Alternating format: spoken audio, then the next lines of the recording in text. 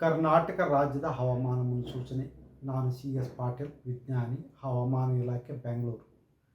ನಾನು ಮುಂದಿನ 7 ದಿನಗಳವರೆಗೆ ಕರ್ನಾಟಕ ರಾಜ್ಯದ ಹವಾಮಾನ ಮುನ್ಸೂಚನೆಯನ್ನು ಸಂಕ್ಷಿಪ್ತವಾಗಿ ವಿವರಿಸುತ್ತೇನೆ. ಇಂದು ಕರ್ನಾಟಕ ರಾಜ್ಯಾದ್ಯಂತ ಕೆಲವು ಕಡೆ ಮಾತ್ರ ಹಗುರವಾಗಿ ಮಳೆಯಾಗಿದೆ.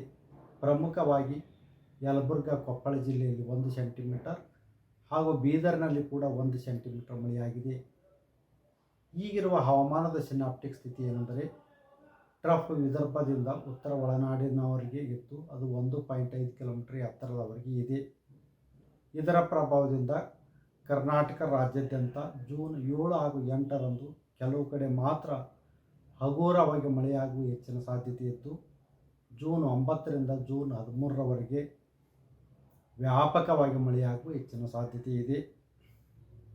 ಕರ್ನಾಟಕ ರಾಜ್ಯಾದ್ಯಂತ ಜೂನ್ 9ರಿಂದ ಮಳೆಯ ವಿಂಗಡಣೆ ಹಾಗೂ ತೀವ್ರತೆ ಅಧಿಕವಾಗುವ ಹೆಚ್ಚಿನ ಸಾಧ್ಯತೆ ಇದೆ. ಈ ವಿಡಿಯೋ ನಿಮಗೆ ಇಷ್ಟವಾದಲ್ಲಿ ಲೈಕ್ ಮಾಡಿ, ಶೇರ್ ಮಾಡಿ, ಸಬ್ಸ್ಕ್ರೈಬ್ ಮಾಡಿ.